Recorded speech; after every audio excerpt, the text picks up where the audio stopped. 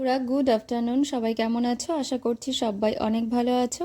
তো আজকে আমি তোমাদের সাথে শেয়ার করব কুমড়ো পাতা বাটার রেসিপি, যেটা একটা রিকোয়েস্টেড ভিডিও।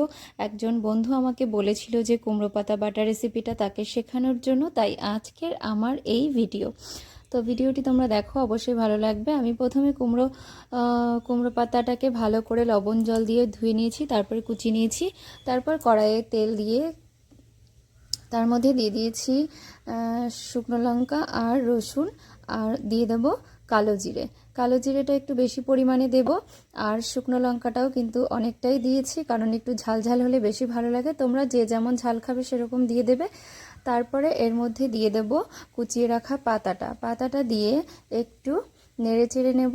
তারপরে দিয়ে দেব স্বাদ মতো লবণ আর পরিমাণ মতো হলুদ। লবণ হলুদ দেওয়া হয়ে গেলে তারপরে একটু নেড়ে নেব, নেড়ে চেড়ে ঢাকা দিয়ে দেব। তো দেখো আমি ঢাকা দিয়ে দিলাম, তারপর ঢাকনা তুলে দেখো ভাজা হয়ে গেছে।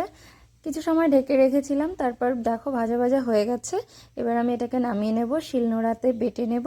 তো দেখো আমি বাটা করে নিচ্ছি, আর বাটা আমার কমপ্লিট। এবার আমি ভাত খাবো। তো অনেক সময় ধরে অপেক্ষা করেছিলাম কখন বাটা হবে তারপরে খাবো। তো বাটা রেডি, এখন আমি খেয়ে নেব।